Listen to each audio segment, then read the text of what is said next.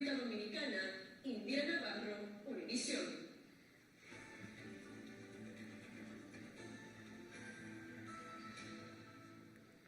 Bien, amados, con este video lo que he querido mostrarles es que el Señor ya empezó en la iglesia y que esto va a continuar y no va a parar.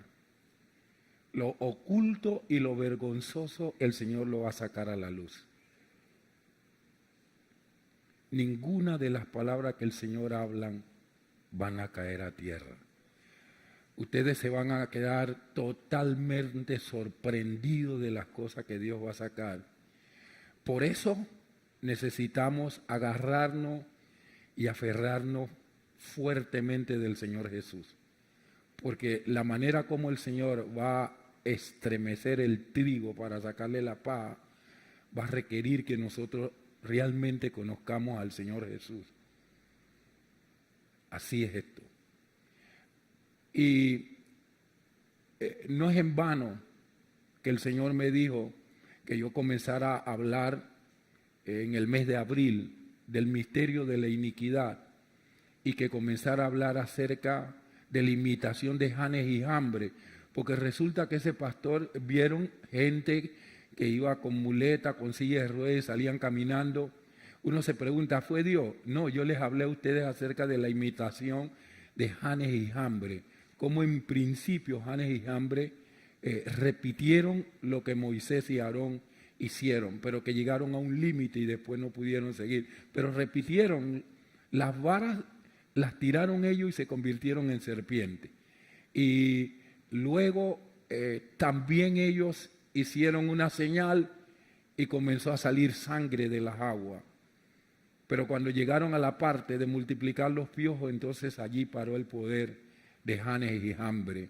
Y el apóstol Pablo, después que se mencionó esto en Éxodo, nunca más se volvió a mencionar esto hasta que el apóstol Pablo, por el Espíritu, los retoma. Y él dice, los últimos días serán como cuando Janes y Jambres resistieron a Moisés.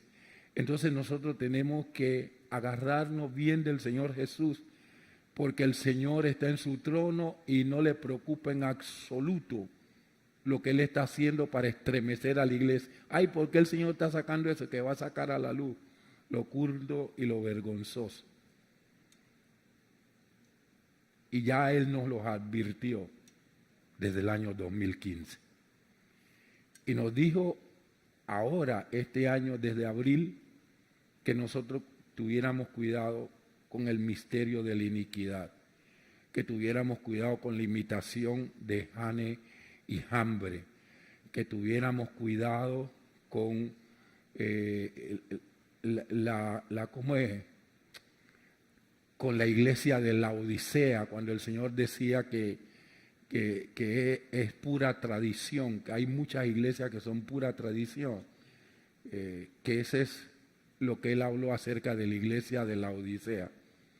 Y hoy entonces yo le quiero hablar de un tema que no es menos importante. Yo le quiero hablar a ustedes acerca de la doctrina contaminada. Ya pueden.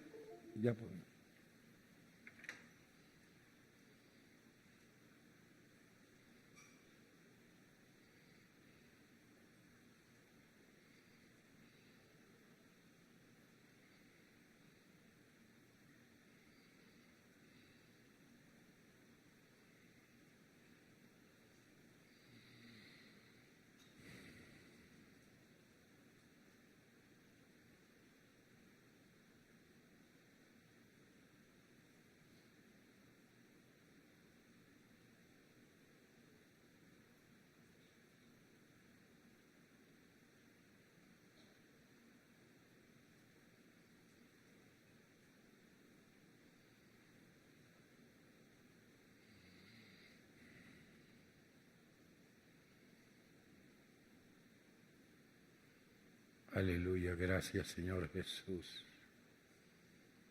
Te adoramos. Señor, te bendecimos y te glorificamos. Vamos a hablar entonces acerca de la doctrina contaminada y quiero que abran la palabra del Señor en Mateo, capítulo 13, versículo 33. Ustedes saben que en Mateo, yo como les dije desde el mes de abril, Mateo, capítulo 13, están 7 parábolas que son los misterios del reino. Ya hemos hablado de algunas de ellas, hablamos de la parábola del trigo y la cizaña, que es el misterio de la iniquidad, pero ahora vamos a hablar de otra parábola que está allí, que habla acerca de la doctrina contaminada. Mateo capítulo 13, versículo 33. Padre, declaramos en esta mañana lo que tú quieres que nosotros oigamos. Abrimos nuestros corazones, deposita en nuestro corazón semilla apostólica y profética que germine y que dé el fruto que tú esperas al enviar esta palabra. En el nombre poderoso de Jesús. Dice, el reino de los cielos es semejante a la levadura que tomó una mujer y escondió en 3 medidas de harina hasta que todo quedó leudo. Yo quiero iniciar este mensaje diciéndole a ustedes que la comida buena produce vida. La comida contaminada produce muerte. Hay predicaciones, hay enseñanzas en medio de la iglesia que producen vida. Y hay predicaciones y hay enseñanzas que producen muerte. Y entonces Satanás ha desarrollado un programa de engaño que gradualmente trata de envolver al mundo. No solo a través del misterio de la iniquidad, sino que cada una de las parábolas que habló Jesús, que forman parte de los misterios del reino, es la manera solapada que Satanás trabaja dentro de la iglesia. Porque las parábolas no tienen que ver nada con el mundo, tiene que ver la manera como Satanás trabaja dentro de la iglesia para engañar. Este programa es la resistencia del maligno a la edificación de la iglesia. En las 7 parábolas de misterio de aquí donde estamos leyendo en Mateo 13, con anterioridad ya les he dicho que tenemos el carácter, curso y consumación de esta edad. Miren, amados, la venida del Señor Jesús está cerca. Cuando estábamos adorando al Señor esta mañana, Él estaba mostrando algo aquí y había como delante, así como si fueran barras de aluminio que no permitían que la adoración fluyera de una manera especial, y el Señor mandó ángeles y un arcángel, y luego después él comenzó a decir algo y el lugar cambió. O sea, en vez de haber algo que era como aluminio, entonces las paredes se convirtieron como si fuera de oro. Y el Señor dio unas palabras de una promesa que va a cumplir muy en breve, que ustedes van a ser testigos, y cuando lo vean, el que lo vea le causará admiración, y el que lo escuche le retumbarán los oídos de lo que Dios va a hacer pronto. Y hoy hay algunas cosas que mientras estábamos adorando, Él estaba haciendo. Una de las cosas es que él dio una palabra para Marquela. Y él dijo, Marquela, quiero decirte que en este día terminó el proceso. Y que a partir, y dijo el Señor, a partir de este momento, tus ojos retroceden y comienzan a tomar claridad. Y le dijo a Ángela, tu páncreas está dañado, totalmente dañado tu páncreas. Pero yo estoy aquí en esta mañana tocando tu páncreas, porque tu páncreas va a producir la insulina que necesita tu cuerpo. Y el Señor dijo para algunas personas que están aquí, algunos de ustedes sienten algunos padecimientos de estómago, y hay algunos pocos en este lugar que tienen células cancerosas en el estómago que yo se las voy a extirpar. Y hay mujeres aquí que están sintiendo problemas con su útero, y algunas de ellas tienen células cancerosas en el útero y yo se los arranco en esta mañana.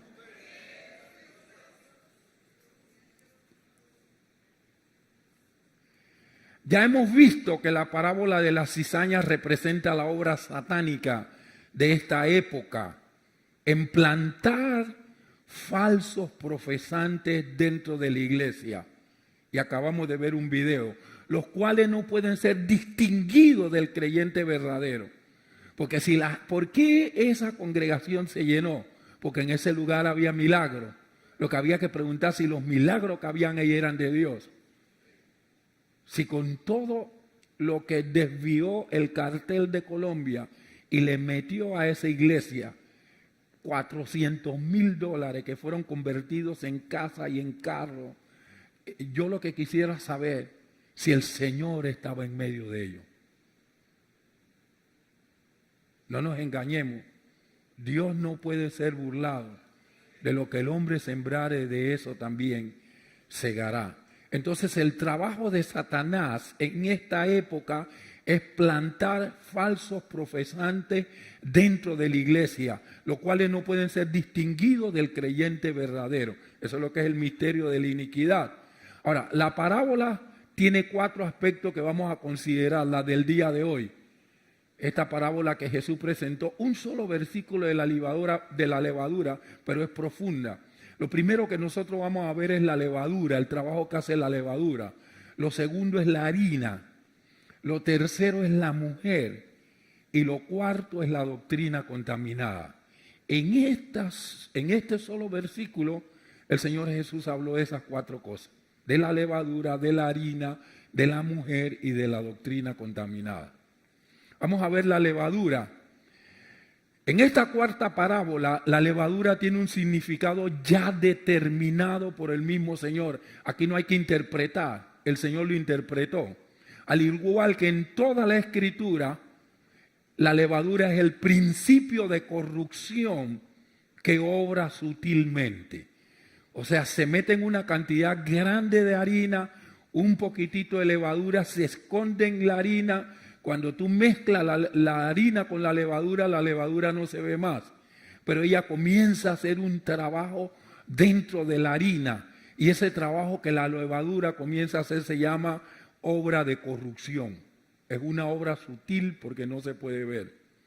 Y Jesús tomó el ejemplo de la levadura y de la harina para hablar de la manera tan sutil como Satanás está trabajando en medio de la iglesia. Tanto en el Antiguo como en el Nuevo Testamento, invariablemente la levadura significa algo malo.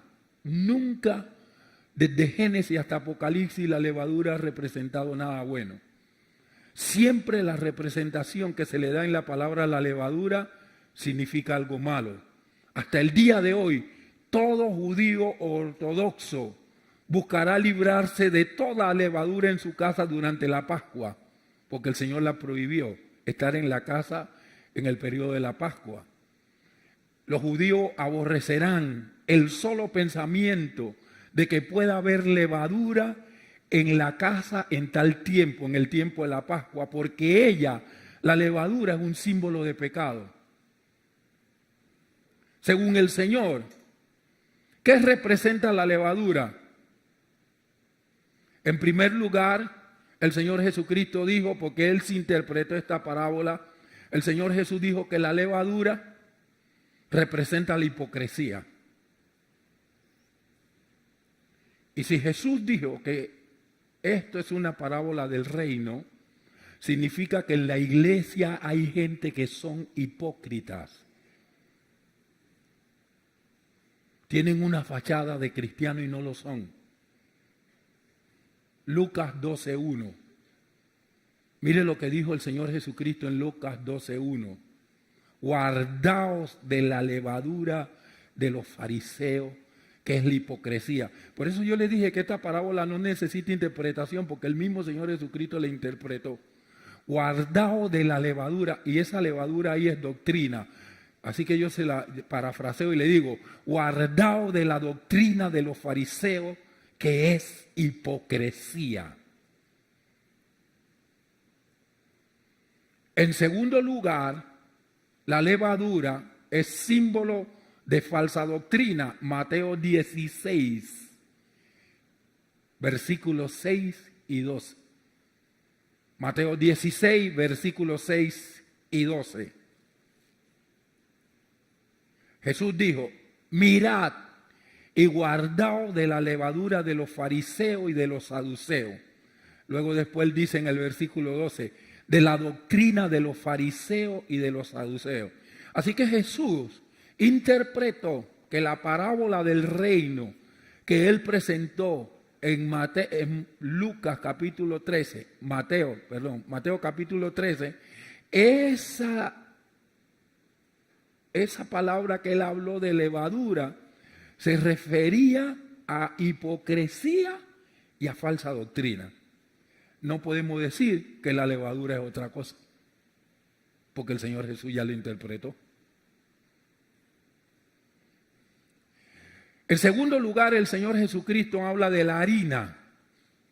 Él dice que la levadura se metió en la harina. Tenemos que ver qué es lo que representa la harina.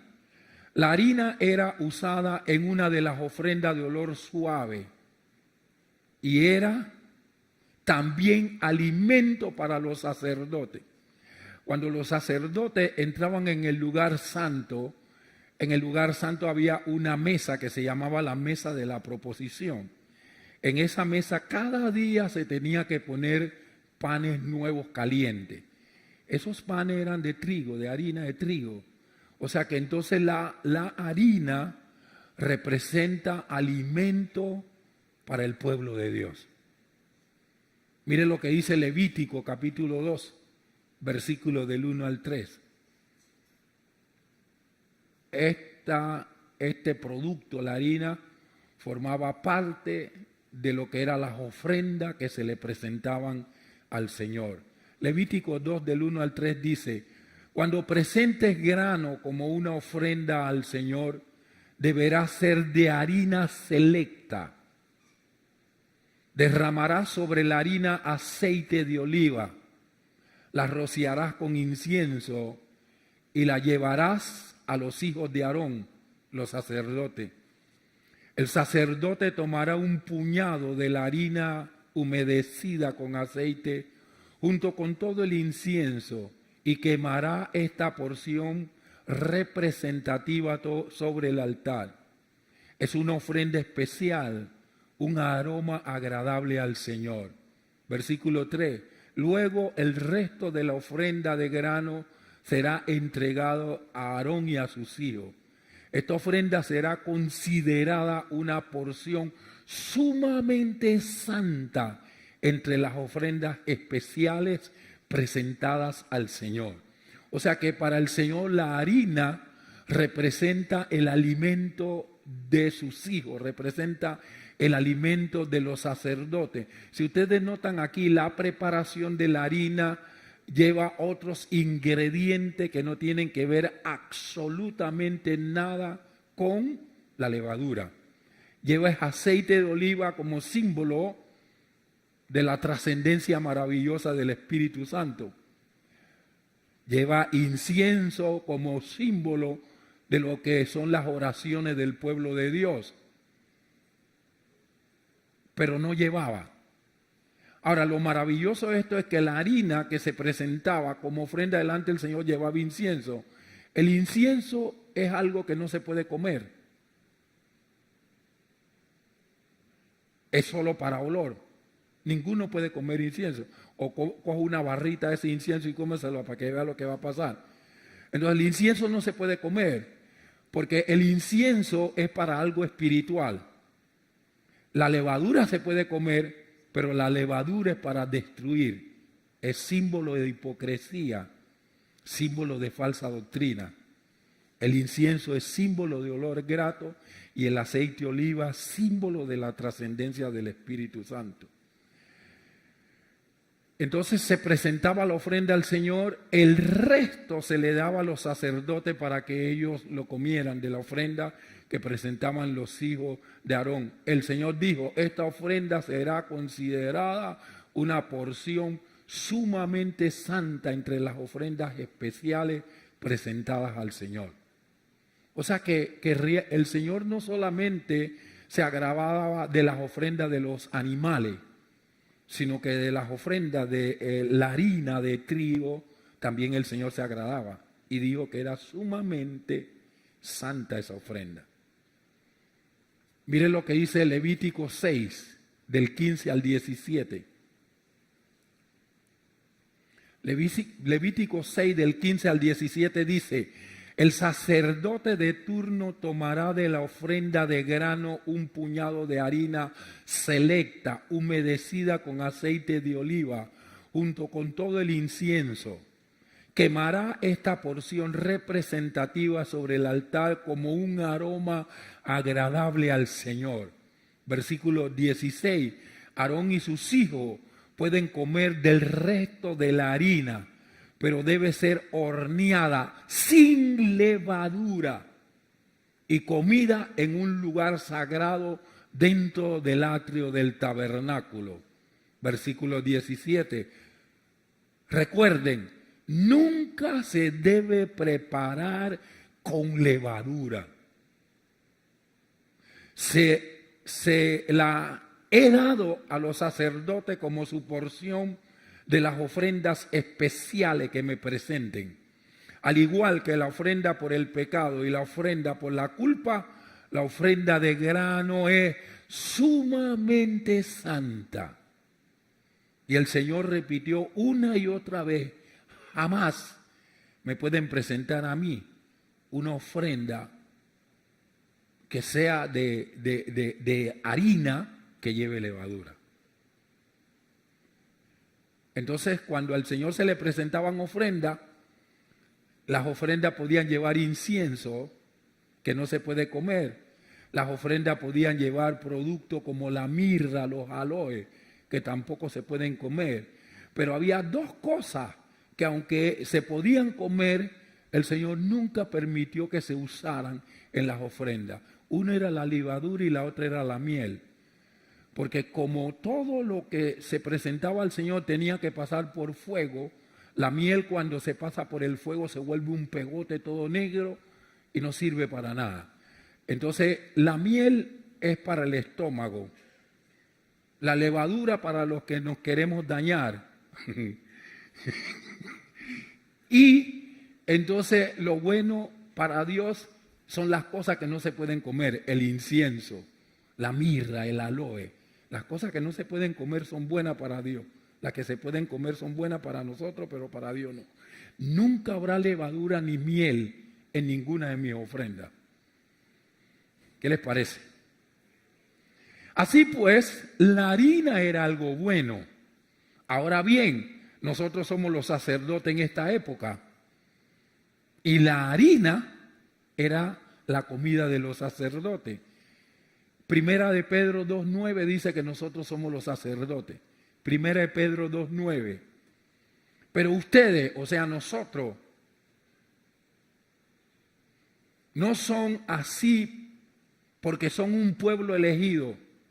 Son sacerdotes del Rey, una nación santa, posesión exclusiva de Dios. Por eso pueden mostrar a otros la bondad de Dios, pues Él los ha llamado a salir de la oscuridad y entrar en su luz maravillosa. Somos un reino de sacerdotes, gente santa. Entonces necesitamos la levadura, o sea, el alimento sin contaminación.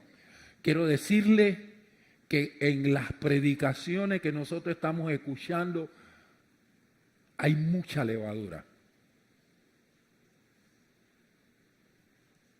Yo por momento no quiero poner las televisoras cristianas, porque cuando yo comienzo a escuchar, yo me doy cuenta de cómo está la levadura metida en eso. Y la gente dice: el hermano Leslie es raro, pero el tiempo está pasando y Dios me está dando la razón. Algunos decían: ¿cómo critica el hermano Leslie esa forma que los apóstoles y todos recogen las ofrendas y todo eso? ¿Cómo el hermano Leslie dice que eso es manipulación? Bueno, ahora fue el Señor Jesús el que le dio a uno de los apóstoles una visión nocturna para decirle que ese no es el que opera ahí y que hay que dejar de poner el énfasis en la prosperidad y predicar a Jesucristo.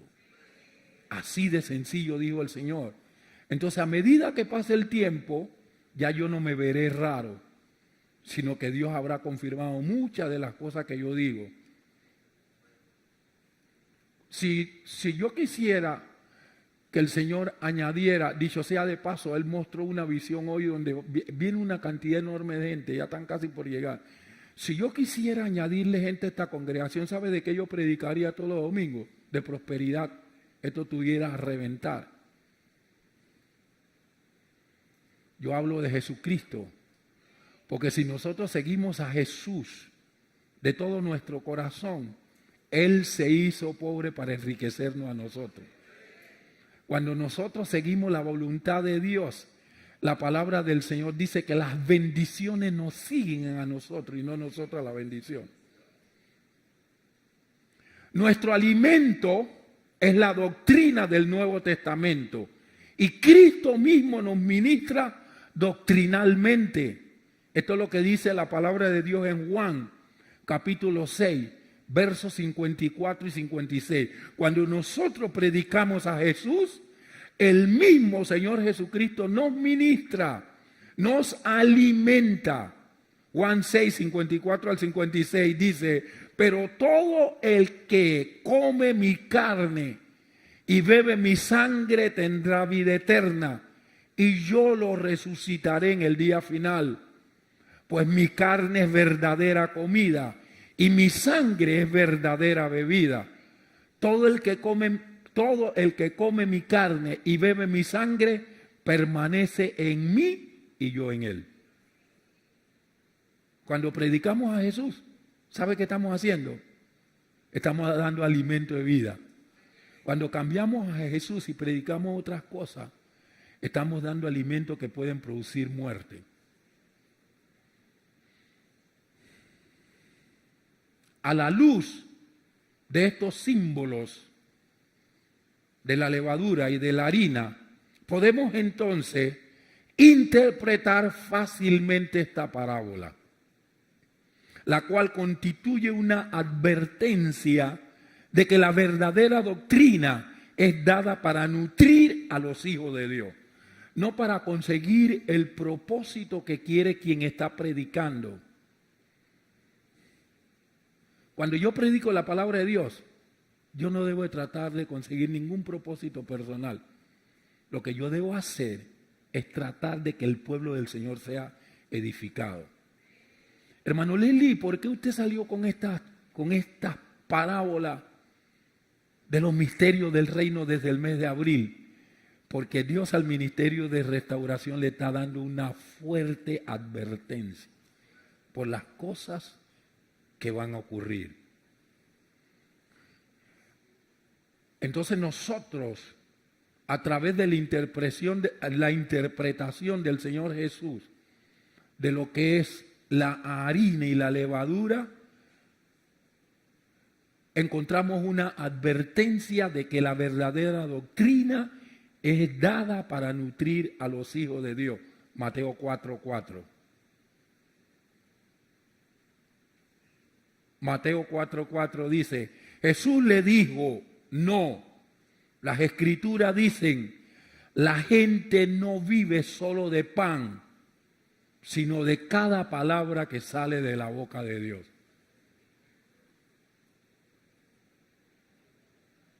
Quiere decir que la palabra que sale de la boca de Dios es el pan, el alimento que nutre. Escúchenme, la palabra que sale de la boca de Dios es el alimento que nutre a los sacerdotes. En los púlpitos se está hablando mucha bobería.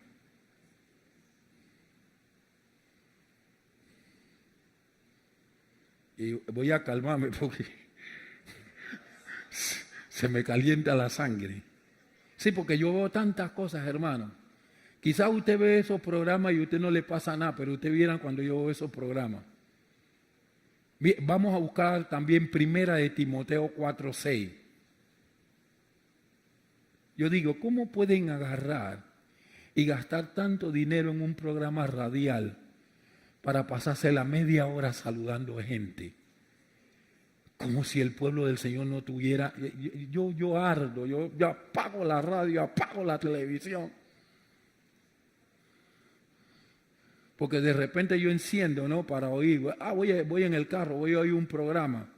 Y comienza ese programa y que yo les mando saludos aquí a este, que el hijito, que... ¡Pum!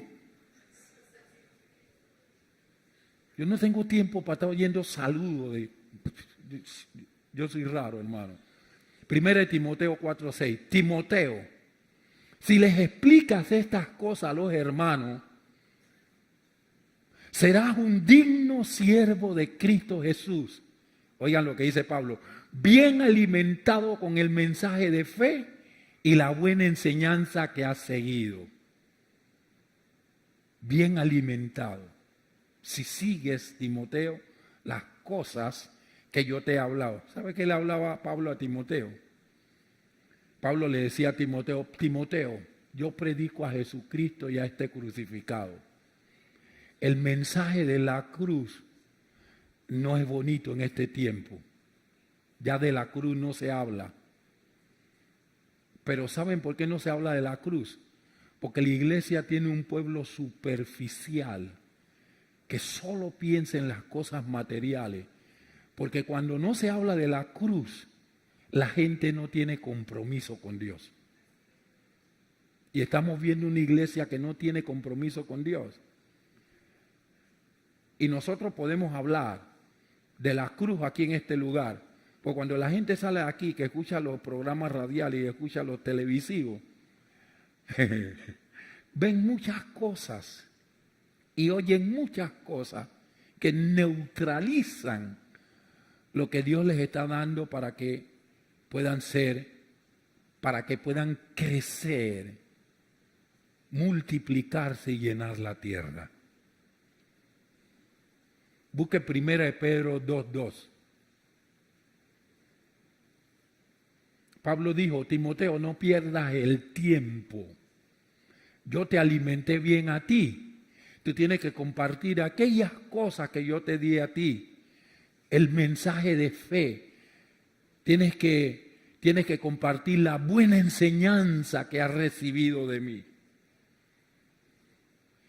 Yo no siempre voy a estar aquí frente a este púlpito, pero Dios le va a demandar a todos los que durante estos 24 años y a los que han salido aquí, allá al Ministerio de Adoración y Restauración, Dios les va a reclamar por todo el consejo que le ha dado durante estos 24 años a ustedes. 1 Pedro 2:2 dice, como bebés recién nacidos, deseen con gana la leche espiritual pura, no contaminada, pura, para que crezcan a una experiencia plena de la salvación. Hay gente que recibe a Jesús y se quedan raquíticos porque el alimento que reciben no es puro. Se quedan raquíticos. Con el correr del tiempo le vienen las pruebas. Y usted pregunta, bueno, ¿y esos creyentes que aceptaron a Jesús dónde están? Están en el mundial. Porque no hubo alimento sólido que ellos pudieran recibir para permanecer firmes. Dice el apóstol Pedro, pidan a grito ese alimento nutritivo. Hay que desear el alimento espiritual puro. Cuando a nosotros nos predican y nos enseñan para acercarnos al Señor Jesús, para que nos comprometamos con el Señor Jesucristo, entonces nosotros estamos escuchando un buen mensaje. Cualquiera otra cosa,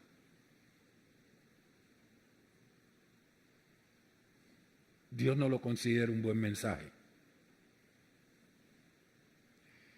Ok, hemos hablado entonces de la levadura y de la harina, pero el Señor Jesucristo habló de una mujer, la mujer que escondió la medida de levadura en la harina. Vamos a hablar de esa mujer.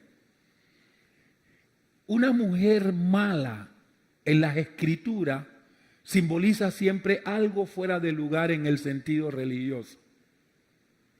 La mujer fue la que le metió la levadura a las medidas de harina. Tenemos el ejemplo de la mujer que enseñaba una doctrina falsa en la iglesia de Tiatira.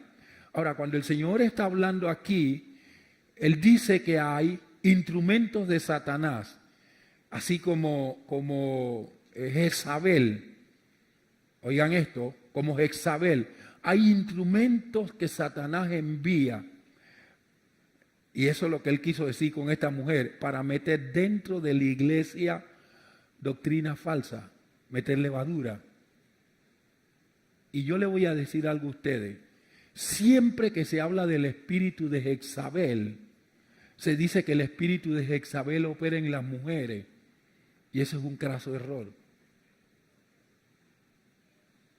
Ojalá todos los miembros del Ministerio de Restauración me estuvieran escuchando, los que no están presentes, si lo están escuchando en vivo. Mire, aquí hay quienes hablan del espíritu de Jezabel y el espíritu de Jezabel se manifiesta en los hombres también. No solo en las mujeres. Eso es un símbolo de lo que se puede meter dentro de la iglesia verdadera. Hay hombres que tienen en el espíritu de Jezabel y hay hombres que tienen el espíritu de Acab. ¿Sabe que los hombres que tienen el espíritu de Acab, ellos inducen a la mujer a que ella sea la que tome el control? Y el problema no es la mujer, el problema es el hombre con el espíritu de Acab. Porque Acab, él no se atrevía a ponerse los pantalones. Entonces él dejaba que la que actuara fuera Jezabel. En los hogares hay hombres que no se ponen los pantalones. Y como esos hombres no se ponen los pantalones, entonces las mujeres tienen que tomar el control del hogar o tomar el control del ministerio. Pero no es, la culpa no es de la mujer, la culpa es del hombre que tiene un espíritu de Acab. Entonces uno, para juzgar estos espíritus, necesita saber cuál de los dos está operando, si el espíritu es Jezabel o el espíritu de Acab.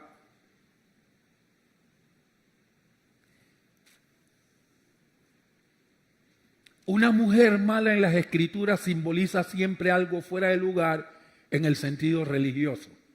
Tenemos el ejemplo de la mujer que enseñaba una doctrina falsa en la iglesia de Tiatira.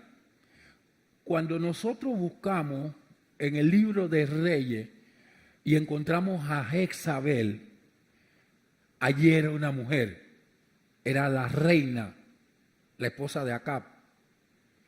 Cuando nosotros encontramos en la iglesia de Tiatira y que se nos habla en esta iglesia de una mujer, esto es un símbolo. O sea, no es que Jezabel resucitó y estuvo en la iglesia de Tiatira, esto es un símbolo. Que lo que Jezabel hizo allá, en el tiempo del reinado del rey Acab, se estaba haciendo acá en la iglesia de Tiatira. Apocalipsis capítulo 2, versículo 20.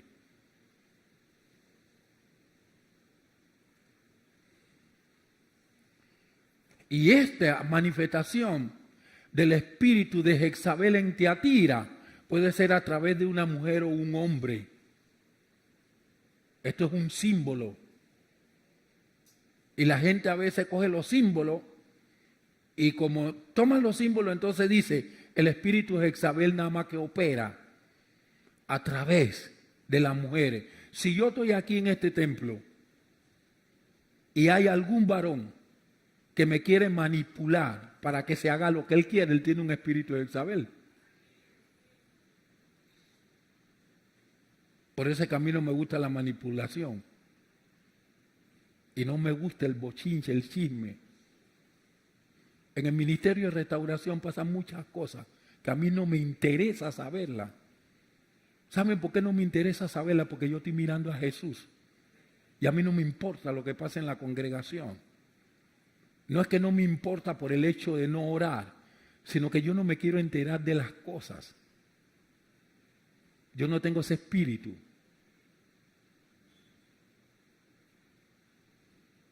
Porque si ustedes me contaran todos sus problemas y yo sé todos sus problemas, ¿sabe qué yo voy a hacer?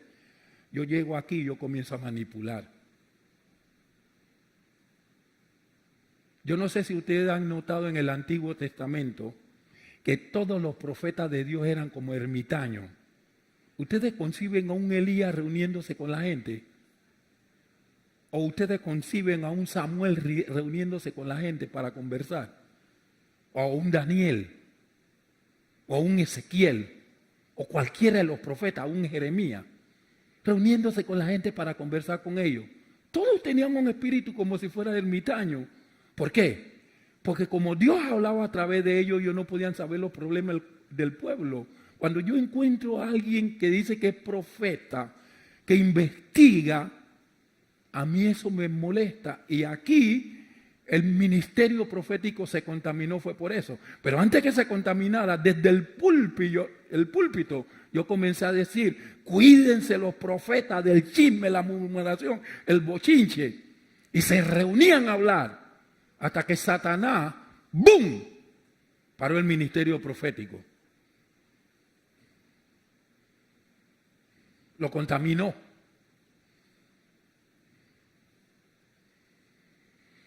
¿Sabe qué yo hacía antes? Cuando los profetas recibían mensajes, yo no sé si ustedes recuerdan, yo los paraba acá adelante para que ellos hablaran. ¿Ustedes creen que yo puedo hacer eso ahora? Yo sería loco si yo hago eso. ¿Sabe por qué? Porque la gente no recibiría los mensajes. Cuando los profetas reciben algo, me lo cuentan. Yo peso y solo comparto lo que yo creo que es de Dios, lo otro lo vuelvo basura.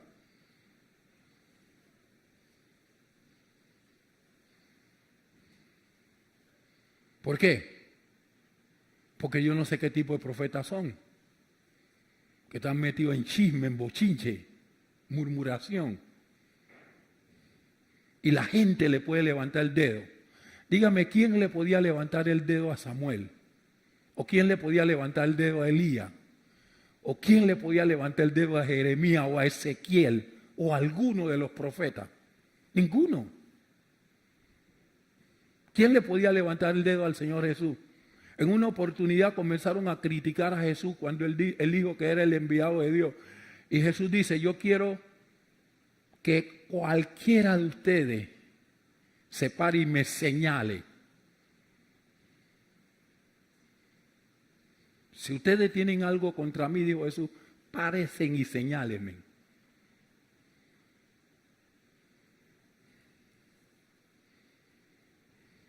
Entonces, el espíritu de Jezabel es un espíritu que opera a través de la mujer y el hombre. Los hombres bochinchosos tienen el espíritu de Jezabel. Eso sí se ve, si se ve feo en la mujer, ahora imagínense en los hombres.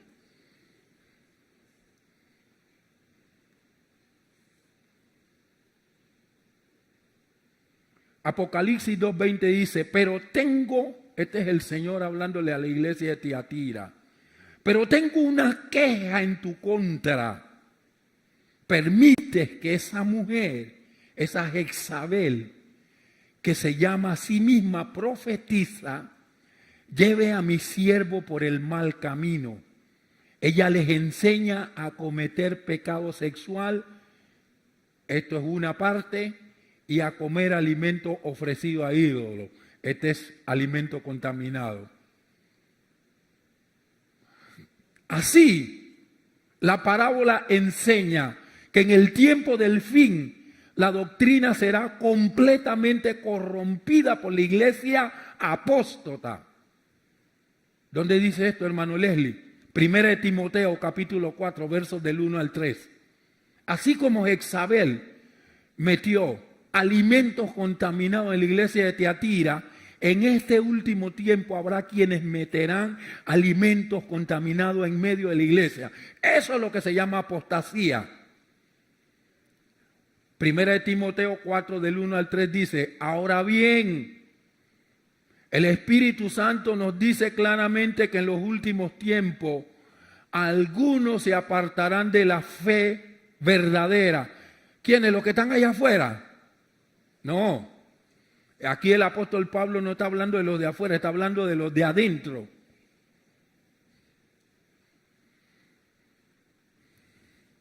Ahora bien, el Espíritu Santo nos dice claramente que en los últimos tiempos algunos se apartarán de la fe verdadera, seguirán espíritus engañosos y enseñanzas que provienen de demonios.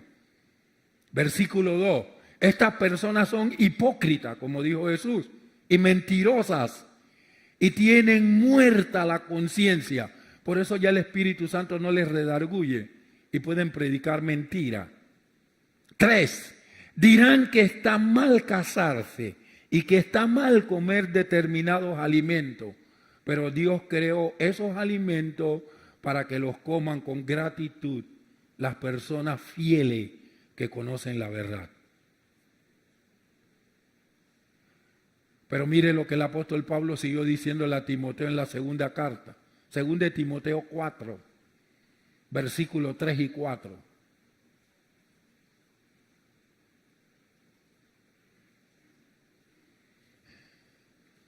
Dice el apóstol Pablo, Timoteo, llegará el tiempo en que la gente no escuchará más la sólida y sana enseñanza. Tú sabes una cosa, yo me voy del ministerio de restauración. Allí nada más que predican y le dan palo a uno. Seguirán sus propios deseos y buscarán maestros que le digan lo que sus oídos se mueren por oír. Verso 4, rechazarán la verdad e irán tras los mitos.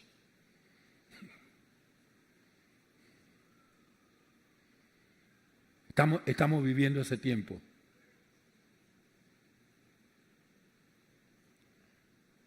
En que ya no en todos los púlpitos el Señor habla.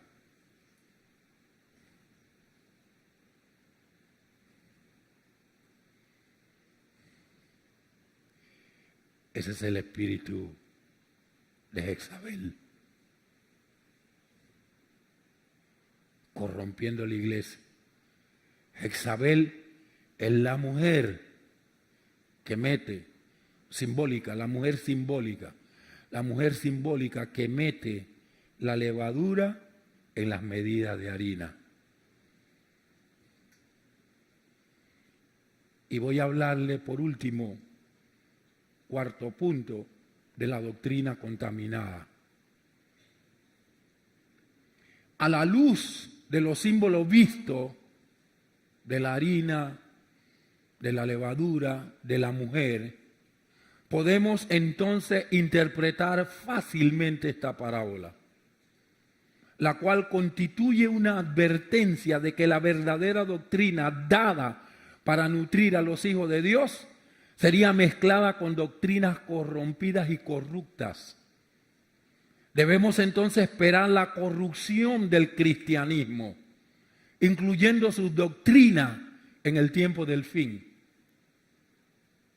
Preguntémonos, ¿en qué está tan universalmente corrompida la doctrina cristiana? Por ejemplo, consideremos la multitud de personas que creen en la Biblia desde Génesis hasta Apocalipsis y los miles de pastores que hoy predican la gracia. Repentinamente el Espíritu Santo nos trae la respuesta en Judas 4. Entonces el Espíritu Santo le añade a lo que Pablo le dijo a Timoteo lo siguiente. Dice Judas 4, les digo esto, porque algunas personas que no tienen a Dios se han infiltrado en sus iglesias, diciendo que la maravillosa... Ustedes me pueden decir a mí que esos pastores que estaban metidos en el narcotráfico en Colombia, ellos verdaderamente tienen a Jesús en su corazón. Si alguien me dice eso, esto sería una locura. Antes que ellos se metieran en la iglesia, ya ellos andaban en esto. ¿Sabe qué hicieron? Tomaron la iglesia como una fachada. Ahora entienden este versículo de Judas. Mire lo que dice Judas.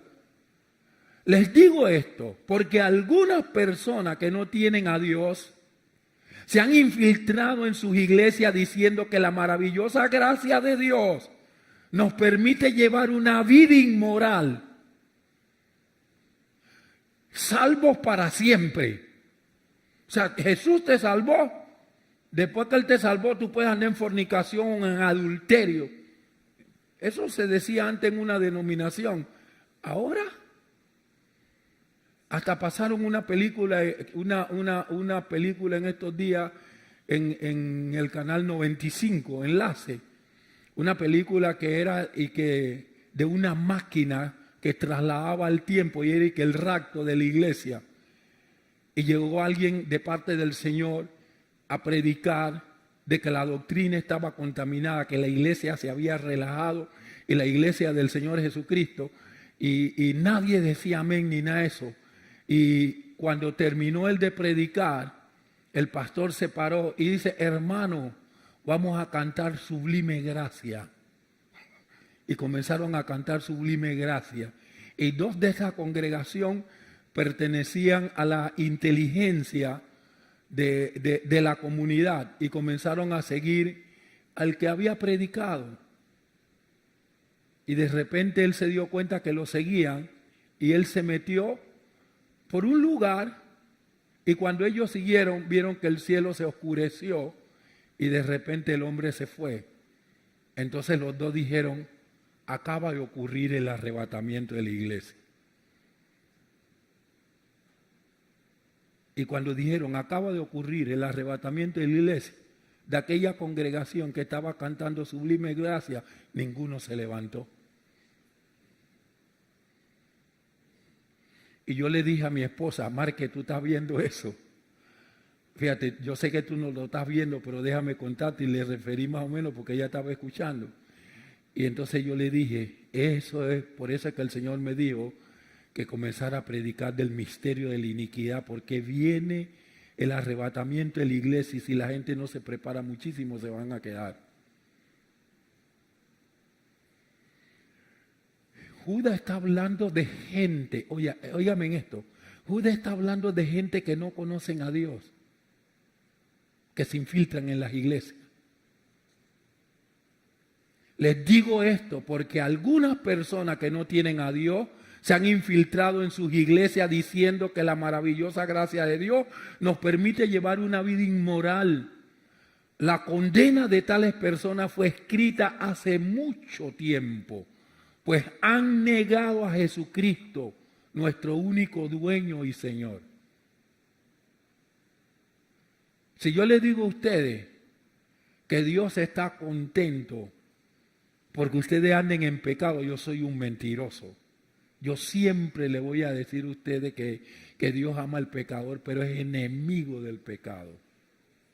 Y que lo que Dios quiere es que el pecador cambie, porque Dios quiere hacer de los pecadores santos. Porque los santos son los que se van para el cielo. Sin santidad nadie va a ver al Señor. Bienaventurados los de limpio corazón, porque ellos verán a Dios. ¿Qué quiere que le diga? Yo lo que le puedo decir que usted necesita cuando suene la trompeta, tener un corazón limpio, que usted necesita estar en santidad. Para eso me puso Dios aquí. Mientras yo esté aquí, van a recibir eso.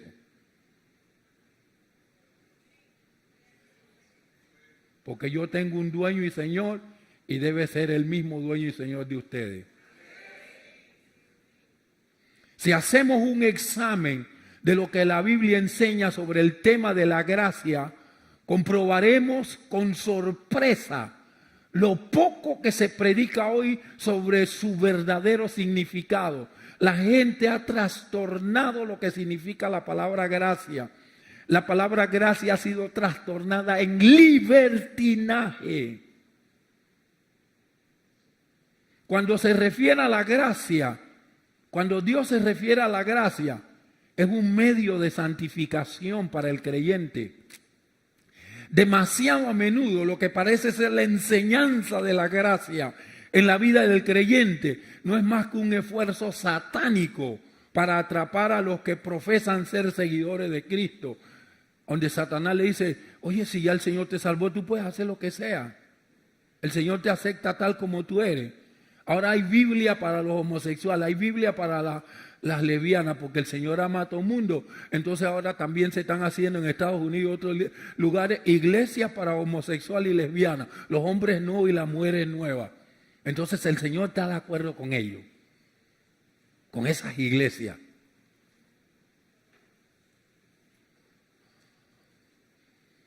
Demasiado a menudo lo que parece ser la enseñanza de la gracia en la vida del creyente no es más que un esfuerzo satánico para atrapar a los que profesan ser seguidores de Cristo. Yo comienzo la explicación declarando que la Biblia habla a aquellos para quienes fue escrita la carta. Hay 3 distintos mensajes sobre la gracia en el Nuevo Testamento.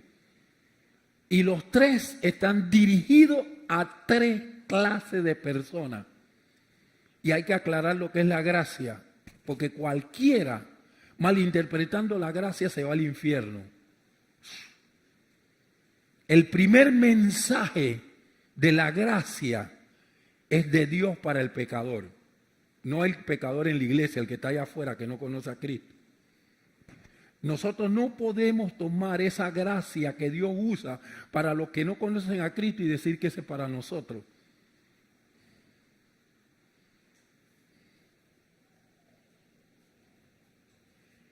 Es un mensaje, ese mensaje de Dios para los pecadores es limitado. La única proposición abierta de Dios al pecador es el mensaje del evangelio y de la gracia. Ustedes necesitan aceptar a Jesús. Si son pecadores, yo les perdono sus pecados. Y cuando aceptan a Jesús, vienen a ser una nueva creación. Esa es la gracia de Dios para el pecador. Eso es limitado.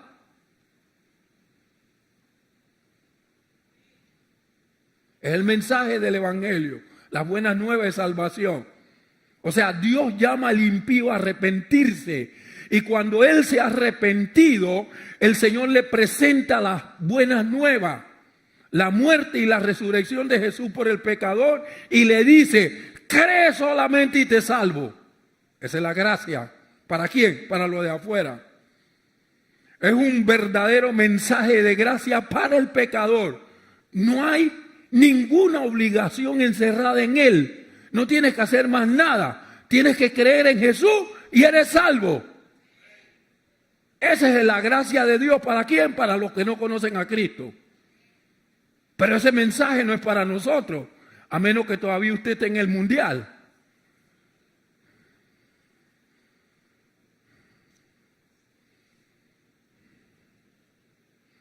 La salvación de Dios, amados hermanos, es un don que se recibe por gracia. Y si es por gracia, entonces no hay absolutamente nada que el pecador pueda hacer para salvarse. Esa es la gracia de Dios. Todo lo pone Dios. El pecador, para salvarse, lo único que necesita es creer en Jesucristo. Todo el resto lo pone Dios. Pero ustedes creen que Dios hace eso con los que ya son salvos. Negativo. Nosotros tenemos que tener compromiso con Dios. El pecador tampoco debe hacer nada después para no perder la salvación. Todo esto está incluido en el mensaje de Dios al pecador, que es la gracia de Dios en verdad. Así se llama, la gracia de Dios en verdad. Esto está en Colosenses 1:6. La gracia de Dios en verdad, Colosenses 1:6. Evangelio que ha llegado hasta vosotros, así como a todo el mundo, y lleva fruto y crece también en vosotros, desde el día que oíste y conociste la gracia de Dios en verdad. Este mensaje de la gracia de Dios para el pecador está también en 1 Pedro 5:12.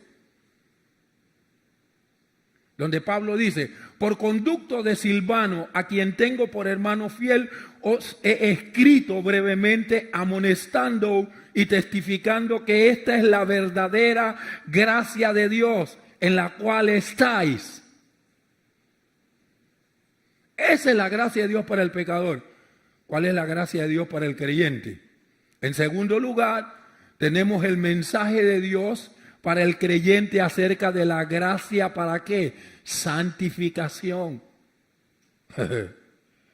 Tú me vas a decir a mí que Cristo te salvó y que todos los días tú necesitas la gracia de Dios para que Él te perdone.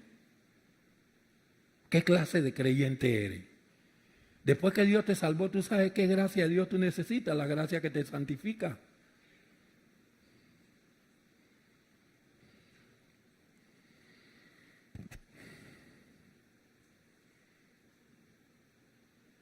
Tenemos el mensaje de Dios para el creyente acerca de la gracia para santificación. Y es este mensaje que tampoco se oye desde los púlpitos en nuestros días, porque ya no se habla de santificación, aunque las epístolas abundan en este tema. El que ha comenzado una buena obra en el creyente tiene la intención de proseguir con esta obra y perfeccionarla en el día de Jesucristo. Por la gracia de Dios, cuando veamos a Jesús, seremos como Él es. Miremos algunos versículos que hablan de la eficacia santificadora de la gracia. Porque la gracia de Dios para el pecador es para arrepentimiento, pero la gracia de Dios para nosotros es para santificación. Entonces no agarremos a Dios de burla en que todos los días nosotros nos vamos a estar arrepintiendo delante de Él.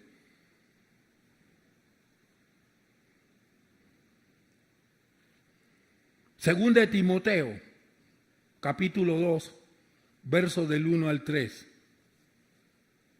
Nos habla acerca de la eficacia de la gracia santificadora o la eficacia santificadora de la gracia. Segunda de Timoteo capítulo 2, verso del 1 al 3 dice: tú pues, hijo mío, esfuérzate en la gracia que es en Cristo Jesús. Lo que has oído de mí ante muchos testigos, esto encarga a hombres fieles que sean idóneos para enseñar también a otros. Tú pues sufre penalidades como buen soldado de Jesucristo. No te quiebres, comprométete con Dios y sigue adelante comprometido con Dios. Aquí tenemos gracia que nos fortalece para sufrir trabajo como buenos soldados de Jesucristo. Si sufrimos por Jesús, la gracia de Dios está para ayudarnos. Si sufrimos por la causa de Cristo, si sufrimos porque somos malhechores, necesitamos gracia de arrepentimiento. Pero la gracia que se predica desde muchos púlpitos en estos tiempos es la gracia que permite al creyente vivir una vida mundana y ser un soldado flojo e inservible para la causa del Señor Jesucristo. Ningún compromiso. Tú estás en la iglesia. Tú lo que necesitas es darle buenos recursos al Señor para que el Señor te dé a ti. Ese es el mensaje.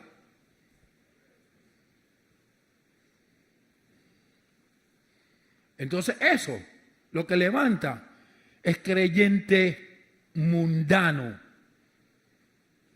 soldados flojos e inservibles por la causa de Cristo. Usted toma una congregación. ¿Quiénes son los que están comprometidos? Dice que nosotros somos 300 y tantos. De esos 300 y tantos, ¿como cuántos están comprometidos? Como 20. Los demás que son soldados flojos e inservibles. Algunos nada más domingo en domingo. Ustedes saben cuál era la calidad de vida que vivía la iglesia del primer siglo, la de Jerusalén. Dice la Biblia, todos los días en el templo y por las casas no cesaban de predicar y de enseñar a Jesucristo.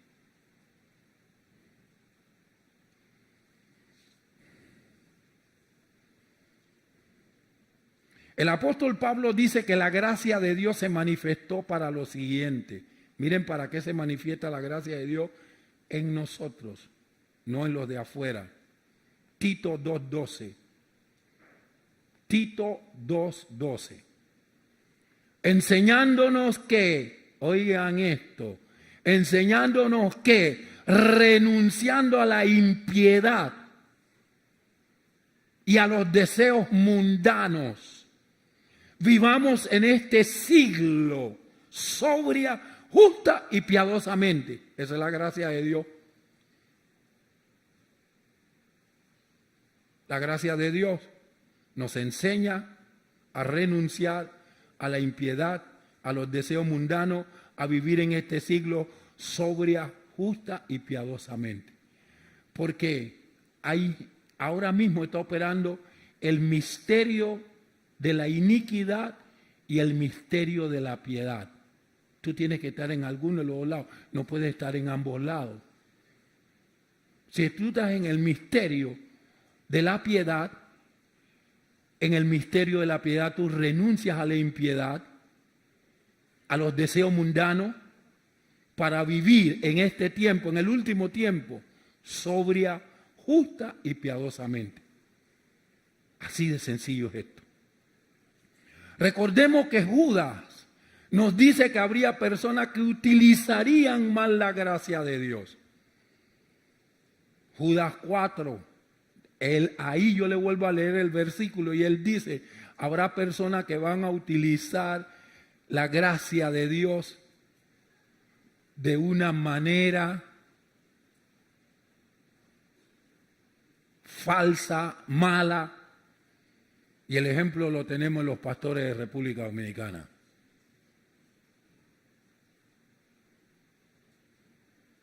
Estaban usando la gracia de Dios para traficar droga y para lavar dinero. Ustedes yo quiero que ustedes me contesten, ¿ustedes creen que Dios estaba allí?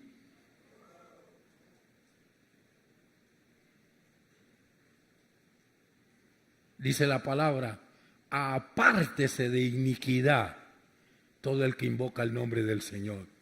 Hermano Leli, ¿cómo alguien que anda en esto puede predicar a Jesucristo? En los últimos días, muchos vendrán en mi nombre y a muchos engañarán.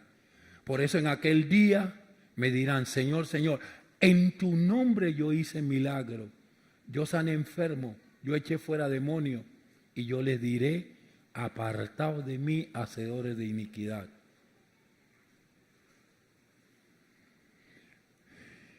De que estas personas encubiertas son predicadores. Oye, y este mensaje ustedes saben cuándo yo lo preparé, porque cualquiera puede pensar que este mensaje yo lo preparé por este video que acabo de ver esta semana. Este mensaje lo preparé cuando estaba en Seattle, a finales del mes de mayo. Lo que hizo el Señor fue que mientras yo tenía este mensaje preparado y lo iba a predicar ahora, el Señor le puso una ilustración. Pero no es que yo preparé este mensaje por ese video. Lo empecé en Seattle y lo terminé en Israel. Y desde que lo terminé en Israel, hoy es que lo abrí a predicarlo. ¿De qué estas personas encubiertas son predicadores? No hay la menor duda. De que muchos de ellos predican a Jesucristo, tampoco lo dudamos. Los ministros del Evangelio que están viviendo en inmoralidad lo hacen porque se han apartado de la verdadera gracia y han confundido el mensaje de gracia para el pecador con el mensaje de gracia para el santo. Uno es para el pecador, otro es para el santo. O dice Pablo, nosotros vamos a redundar en doctrina de arrepentimiento, en rudimento, que tú todos los días necesitas la gracia de Dios para que te perdone los pecados. O sea, tú no eres ni niño espiritual, o sea, tú no has nacido.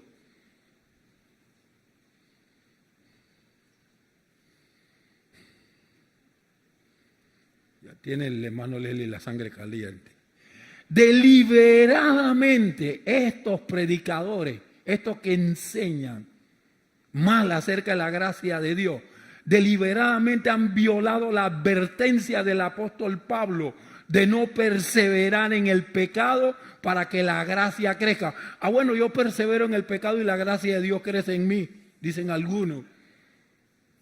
Trastornaron lo que Pablo dijo. Miren lo que Pablo dijo en Romanos capítulo 6, versículo 1 y 2.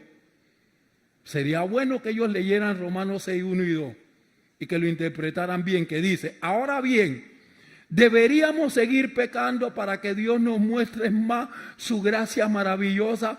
Señor, porque tú sabes que yo soy débil. Entonces, como yo soy débil, tú sabes que yo necesito tu gracia, Padre. Eso es lo que está diciendo Pablo aquí. Ahora bien, deberíamos seguir pecando para que Dios nos muestre más su gracia maravillosa. En el versículo 2 él contesta: por supuesto que no. Nosotros hemos muerto al pecado. Entonces, ¿cómo es posible que sigamos viviendo en pecado? Esa gracia de Dios para arrepentimiento es para los que no conocen a Cristo. El que conoció a Cristo murió al pecado.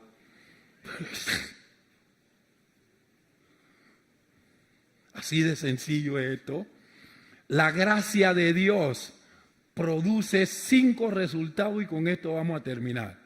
Es cortitito. 5 resultados en la vida diaria de los seguidores de Cristo. Es que yo quiero que usted sepa cuándo está fluyendo la gracia de Dios en usted. Y cada día usted se puede hacer un autoexamen para saber si la gracia de Dios está fluyendo en usted. 1. La gracia de Dios produce temor y reverencia. Si usted tiene temor de Dios y reverencia, la gracia de Dios está fluyendo. ¿Dónde dice eso, hermano Leslie? Hebreos 12, 28. No me salga que tú, hermano Leslie, usted sabe que yo soy débil. Bueno, el que es débil, la Biblia dice: diga al débil, fuerte soy. Hebreos 12, 28 dice: ya que estamos recibiendo un reino inconmovible, seamos agradecidos y agrademos a Dios, adorándolo con santo temor y reverencia. Quiere decir que el creyente que está bajo la gracia de Dios está lleno de temor y reverencia hacia el Altísimo. Aquí tenemos la gracia de Dios que nos capacita para servir al Señor de manera aceptable. 2. La gracia de Dios nos enriquece. Eso que es tan raquítico y que todavía son unos bebés espiritual. La gracia de Dios no está fluyendo porque la gracia de Dios enriquece. Primera de Corintios, capítulo número 1, versos 4 y 5. Si usted encuentra un preadolescente de 13 años y él todavía tiene la estatura de un niñito de 4, usted dice que él está bien. Las alarmas en usted suenan y usted dice: él tiene algo malo. ¿Y cómo es que en la iglesia nosotros encontramos creyentes que tienen 15, 20 años y todavía caminan como niños de 3, 4 años? La gracia de Dios nos enriquece. 1 Corintios 1, de 4 al 5. Dice Pablo: gracias doy a mi Dios siempre por vosotros, por la gracia de Dios que os fue dada en Cristo Jesús, pues por medio de Él habéis sido enriquecidos en todo, en toda palabra y en todo conocimiento. Usted todos los días debe crecer en la palabra de Dios y en el conocimiento de quién es el Padre, de quién es el Hijo y de quién es el Espíritu Santo. Si usted no crece en eso, la gracia de Dios no está fluyendo, porque la gracia de Dios produce conocimiento de la palabra y conocimiento de la persona del Eterno. 3. La gracia de Dios sazona nuestras palabras y nos capacita. La gracia de Dios sazona nuestras palabras y nos capacita. Colosenses 3:16.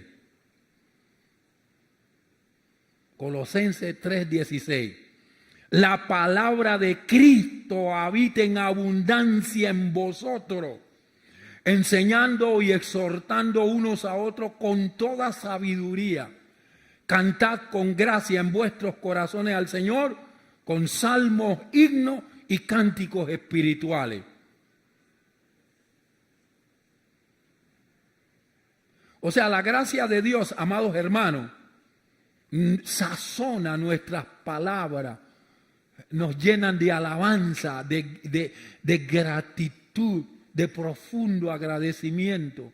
Y nosotros, en vez de andar hablando cosas negativas, hablamos acerca de los testimonios, de la grandeza, del poder, de la maravilla, de la majestad de Dios. O sea, la gracia sazona nuestras palabras, nos capacita para hablar de una manera diferente a las que hablan la gente del mundo. Además, nos permite cantar con eficacia. Y que usted está cantando y ya el hermano Leslie se está demorando mucho porque yo ahora voy para McDonald's. ¿Y qué es lo que voy a comer? Yo no sé si me como un cuarto de libra o una de esas que tiene cebolla. ¿Cómo se llama la de cebolla? Yo no sé, hombre, una de esas.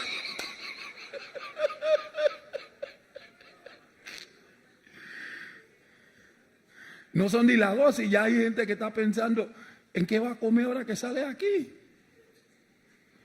Pero la gracia nos permite cantar con eficacia. 4. La gracia de Dios nos capacita para dar alegremente para sostener la causa misionera. Aquí las ofrendas especiales que nosotros pedimos son la de amor y la de Luis Felipe. Fíjese que ni la de Malí yo le pido, la de Malí yo mismo la doy. Nada más la de Luis Felipe, porque si le pido la de Malí van a decir, ese apóstol sí pide. Entonces por eso nada más le tengo esa, digo a la otra, Señor, yo me encargo de ella. La gracia de Dios nos capacita para dar alegremente para sostener la causa misionera. Según de Corintios capítulo 8, versículo 1 y 2. Si tú todos los días estás pensando en ayudar en los que están en las misiones, la gracia de Dios está fluyendo en ti. Si tú no piensas en eso, porque algunos piensan es que Dios me dé, mientras nosotros debemos pensar, voy a ver a quién yo le doy. Si tú siempre andas pensando a quién le da, Dios te da para que tú puedas dar. Pues si tú siempre andas pensando, ¿qué Dios me da? Te retiene la bendición. Según de Corintios 8, 1 y 2 dice, asimismo, hermano, os hacemos saber la gracia de Dios que se ha dado a las iglesias de Macedonia, porque en las grandes tribulaciones con que han sido probadas, la abundancia de su gozo y su profunda pobreza abundaron en riqueza de su generosidad. O sea que la gente de Macedonia eran gente pobre. Así, hermano, pero usted sabe que la iglesia de nosotros está en el Chorrillo. Bueno, la gente de Macedonia era así. Pero saben que la gente de Macedonia era la que más daba para la causa de la obra misionera. La gente de Filipo, donde quiera que el apóstol Pablo se movía, le mandaban ofrenda. Y dice Pablo, no es que yo esté buscando dádiva, pero es que yo le tengo que dar un reconocimiento a ustedes porque de su profunda pobreza ustedes se han preocupado por mí y donde quiera que yo he estado ustedes me han mandado ofrenda. O sea que si el apóstol Pablo se iba para Seattle, la gente de Macedonia le mandaba ofrenda a Seattle. Se iba para allá, para la cumbre, allá del Monte de las Mellizas, donde podía divisar el volcán Barú. Allá va las ofrendas. Santo, esa gente era brava. 5 para terminar. Y algunos dicen, ahora sí me voy a comer ¿cómo es la jangüe? Yo estoy enredado, que yo no sé mucho esos términos. Porque a mí no me gusta la comida chatarra, a mí no me gusta mucho la hamburguesa, por eso es que no me la aprendo. Márquez sí se la sabe. Sí, ella es la que me lleva, vamos, que voy a comerme una. Dice, Márquez puede ser amiga de Pilón. Ustedes saben quién es Pilón, ¿no? El de Popeye. Ese comía pura hamburguesa. 5. La gracia de Dios nos edifica en la fe y nos da una herencia con todos los santificados. Hechos 20:32. Hechos 20:32, la gracia de Dios nos edifica en la fe y nos da una herencia con todos los santificados. Usted a través de estos 5 puntos, usted puede saber diariamente si usted está creciendo en la gracia de Dios. Vamos a ver Hechos 20:32. Y ahora los encomiendo a Dios y al mensaje de su gracia, que tiene poder para edificaros y darles una herencia junto con todo lo que Él ha consagrado para sí mismo. Ahora los encomiendo a Dios y al mensaje de su gracia, que tiene poder para edificarlos y darles una herencia junto con todo lo que Él ha consagrado para sí mismo. Entonces, si usted cada día siente una mayor consagración, usted puede decir, la gracia de Dios está fluyendo en mí. ¿Y cómo usted puede saber que todos los días hay una mayor consagración? Es que usted cada día se parece más al Señor Jesucristo. Si yo hoy no me parezco más al Señor Jesús que ayer, algo está mal. La gracia no está fluyendo. Pero si hoy yo me parezco más a Jesús, la gracia de Dios está fluyendo en mí. Me está edificando, me está llenando de temor reverente. ¿Amén o no amén? Estas son las últimas palabras. Esto nos basta para distinguir entre la verdadera gracia de Dios y la de los hombres impíos que la convierten en libertinaje.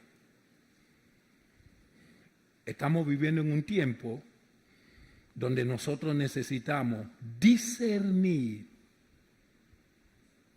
entre lo bueno y lo malo, entre lo verdadero y lo falso, entre lo que es de Dios y lo que es del diablo, entre lo que es del cielo y lo que es del infierno. Eso tú debes conocerlo. Si no lo conoces, te puede llevar un revés. Estamos viviendo en un tiempo donde no podemos jugar. El apóstol Pablo dijo que los días que nosotros vivimos son días peligrosos. Y como son días peligrosos, nosotros nos tenemos que preparar bien, estar agarrados de la mano del Señor Jesús y caminar de la mano del Señor Jesucristo sin soltarnos. Yo puedo ser su pastor, pero cada vez que yo predico, ustedes tienen que analizar el mensaje que yo le doy. No pueden estar a ciegas. Ni tampoco yo he recomendado eso. Yo lo que recomiendo es que nosotros tenemos que juzgar el mensaje. Y no a la persona, sino el mensaje. Porque, mire, una persona puede andar mal. Y aunque ande mal, Dios me manda un mensaje con esa persona. Entonces yo cuando escucho el mensaje, yo tengo que saber si viene de Dios o no. A mí no me importa con la persona, porque yo sé que Dios, la persona si está bien, Dios manda el mensaje. Si está mal, también. Ahora, si el Señor manda un mensaje con una persona que está mal, entonces el mensaje de Dios va a salir con cosas que no son de Dios. Yo tengo que tener la capacidad de extraer lo que es de Dios y desechar lo que no es de Él. Así de sencillo es esto. No podemos andar a ciegas. Los días son malos. Y lo que el Señor ha empezado a hacer, ustedes se van a sorprender de las cosas que el Señor va a sacar. El Señor va a sacar cosas feas de la iglesia. El Señor ha empezado a estremecer su iglesia, hermano.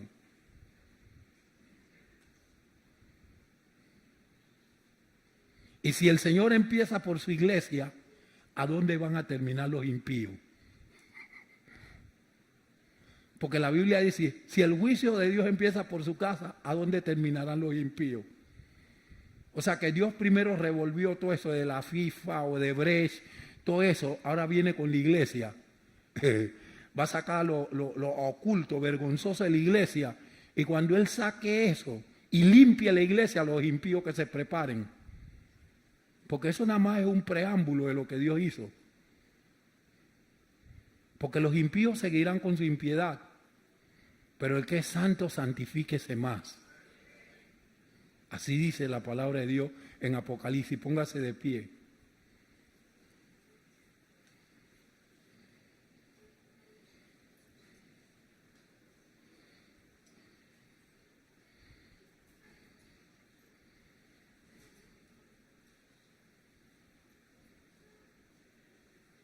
Yo les quiero decir las palabras que dijo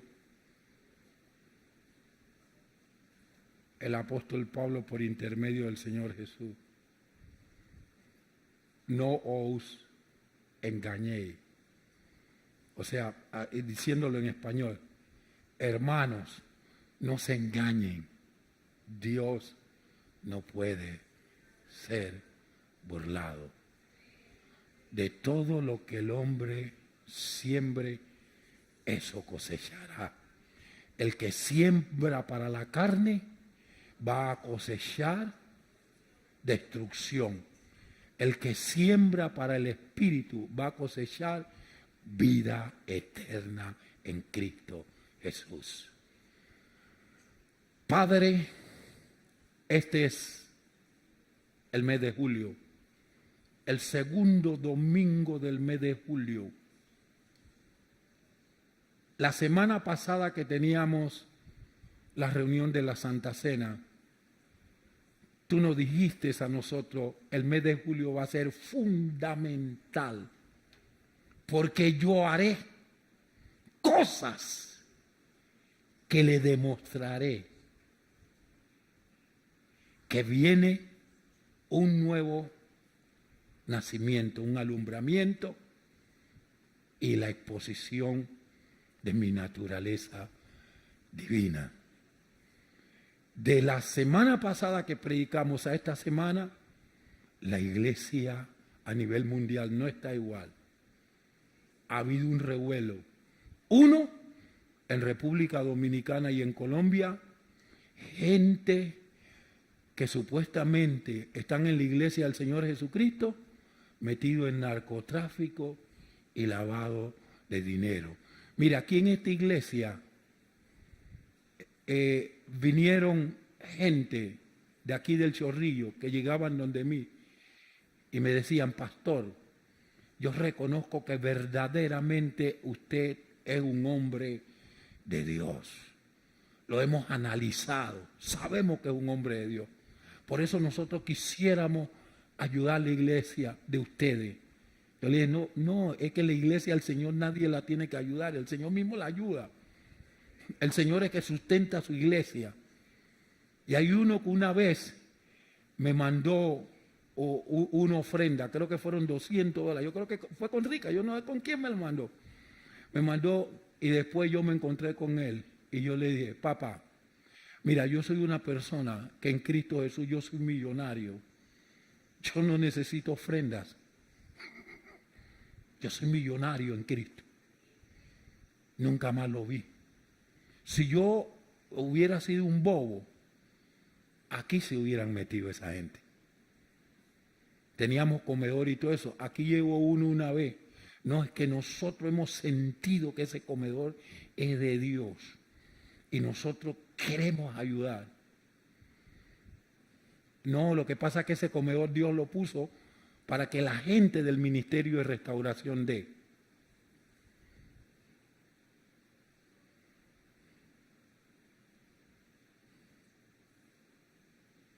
Ustedes se van a sorprender de en cuántas iglesias aquí en Panamá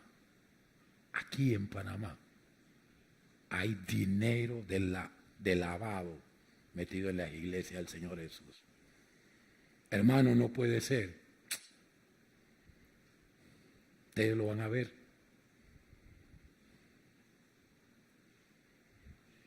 El Señor va a seguir soportando eso.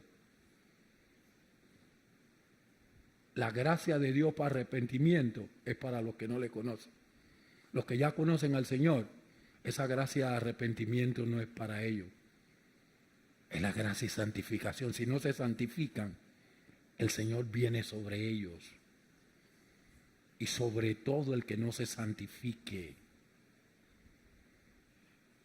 Pero también nosotros tenemos que vivir pía y santamente. Y enseñar a nuestra familia que le tema a Dios, que viva pía y santamente, porque esa es la otra. Porque el enemigo a veces cuando no puede con nosotros, entonces se va por los vástagos, por la rama. Entonces nosotros tenemos que estar pendientes, porque si no, el diablo no nos puede avergonzar directamente a nosotros, nos va a avergonzar por la familia. O escuchen lo que le estoy diciendo en el día de hoy. Después, hay cosas que no van a poder parar si a tiempo no la paran. Porque se está jugando con la gracia de Dios. Y ya ustedes han visto que nadie puede jugar con la gracia de Dios. Aquí hay gente que juega con la gracia de Dios. Pero hoy, usted puede, a partir de hoy, analizar si la verdadera gracia de Dios está fluyendo en usted. Usted tendrá esas 5 características que yo le mencioné. Cada día léalo para ver si esa gracia santificadora está fluyendo en usted. Vamos a orar. Padre, en el nombre de Jesús, gracias por el ministerio de restauración. Nosotros como gente del ministerio de restauración soportamos tu exhortación, tus advertencias, porque cuando tú nos escogiste a nosotros como ministerio de restauración, nos dijiste que seríamos una iglesia con unción restauradora para añadir al reino de Dios lo que han de ser salvos, a fin de capacitarlo y entrenarlo mediante la trascendencia de tu Espíritu Santo para que puedan desarrollar sus dones y ministerios y proyectar la imagen de Cristo aquí en la tierra. Y tú nos dijiste a nosotros como ministerio de restauración que tenemos que predicar a Jesucristo, tu Santo Hijo, como Salvador, como bautizador con el Espíritu Santo, como sanador y como Rey venidero, a fin de poseer, de conquistar nuestra comunidad y extendernos a otros lugares desarrollando creyentes saludables, fundamentados en la sana doctrina. Señor, estamos viviendo los días malos, pero tú dijiste que tú sacarías lo oculto y lo vergonzoso. Y dice el refrán del vulgo: cuando tú veas la barda de tu vecino ardiendo, remoja la tuya. Entonces nosotros como ministerio de restauración en este día remojamos nuestra barda, nuestra cerca para que no se queme. Porque nosotros reconocemos que cualquiera que se descuida puede ser engañado. Pero te pedimos a ti que nos ayudes a ser vigilantes, que nos ayudes a mantenernos firmes. Señor, yo envío tu palabra para quebrantar y romper toda falsedad de doctrina, para quebrantar y romper toda hipocresía, para que en este lugar haya creyentes, Dios mío, no solamente fieles, verdaderos, sino creyentes transparentes, para que lo que tú dijiste del ministerio de restauración se pueda cumplir, porque tú dijiste que seríamos una fuerza conductora, que afectaríamos no solamente el Chorrillo y Panamá, sino las naciones. Te damos gracias porque mucha gente puede escuchar este mensaje. Este mensaje no tiene nada de bonito. Es un mensaje, Dios mío, de advertencia por las cosas que vamos a comenzar nosotros a ver. Pero cualquiera que oye este mensaje, Señor, ayúdale a prepararse, porque pronto sonará la trompeta. Porque tú no retardas la promesa de tu venida, sino que eres paciente para con nosotros, no queriendo que ninguno perezca, sino que todos procedamos al arrepentimiento. Padre, en el nombre de Jesús, en este momento, yo activo el poder restaurador apostólico para quebrantar y romper ataduras y ligaduras, para romper cautividad, para sacar de la cárcel a los que están presos. Ese poder tuyo lo activo para liberar a los cautivos. Activo ese poder para darle vista a los ciegos y para que nosotros podamos comprender este tiempo de la buena voluntad tuya. Aquí está el ministerio de restauración. Te entrego el corazón del ministerio de restauración, tómalo. Y tal como tú diseñaste que seamos nosotros, así mismo que se cumpla, porque tú eres un Dios que cumple lo que tú prometes. Tú dijiste que este lugar sería un arca de salvación. Por eso hoy mostraste que mucha gente llegará. Nosotros llamamos a esa gente que tú mostraste a que rápidamente se muevan, se aceleren.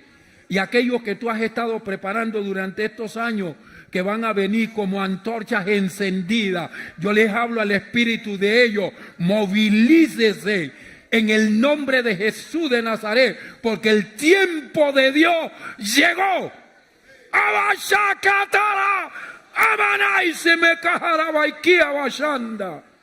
Hablo a esos espíritus, a los espíritus de la gente que Dios ha preparado. ¡Muévase!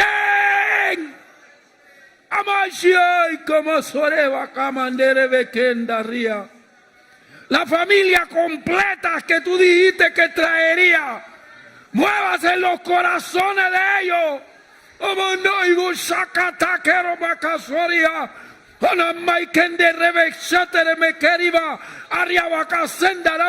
Señor, necesitamos un gran ejército. Un ejército que contrarreste la fuerza de las tinieblas. Un ejército acantonado en el Chorrillo. Necesitamos ese ejército de gente con temple, con calibre, con porte.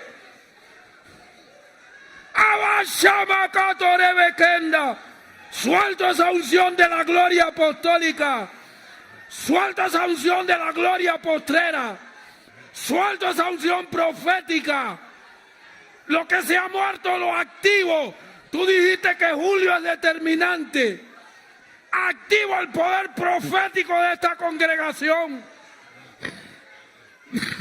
En el nombre de Jesús de Nazaret. Ahora. Suelto ese poder profético. Y nada más seteo bolivaya hacia queremaisha. Kenda romo sema kutemaiki barriabase. Y si mandiri biki mando haroba shetori makahari miki amanda rebekenda. Suelto esa unción profética. Activo esa unción profética en los señalados. Ella misma tendrá la capacidad para romper las ataduras, para deshacer las escorias y las impurezas, para tener en este lugar un ministerio profético trascendente. En el nombre de Jesús de Nazaret. En el nombre de Jesús. En el nombre de Jesús. En el nombre de Jesús. Aboshai. Porque tú dijiste, Padre, cuando tú hablaste lo de tu sierva Marquela y lo de tu sierva Ángela, tú dijiste que hoy no solamente sanarías enfermedades físicas, tú dijiste que sanarías enfermedades espirituales. Ahora hazlo para la gloria de tu nombre santo. Quiebro, rompo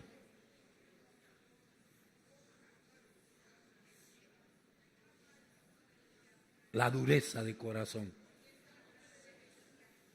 En el nombre de Jesús. Rompo el poder del engaño. Rompo el poder de la hipocresía. Rompo el poder de toda doctrina falsa. Y libero a este pueblo. En el nombre de Jesús de Nazaret.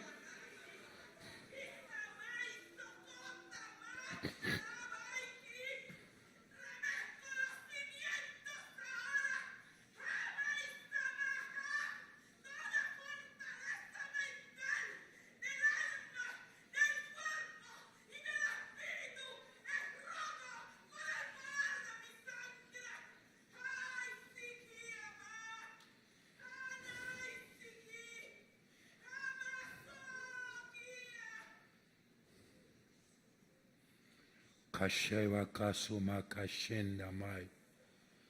Irawaso mai vikiawaso kita makashete rederiva kaisiriwa.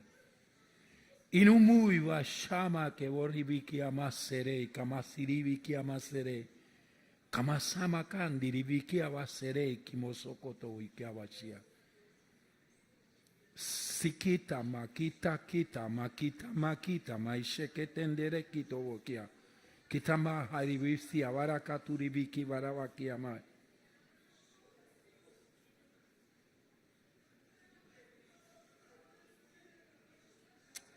Padre, gracias. Recibimos, Señor, tu advertencia y determinamos en nuestros corazones una actitud de sometimiento a tu voluntad y a tu propósito.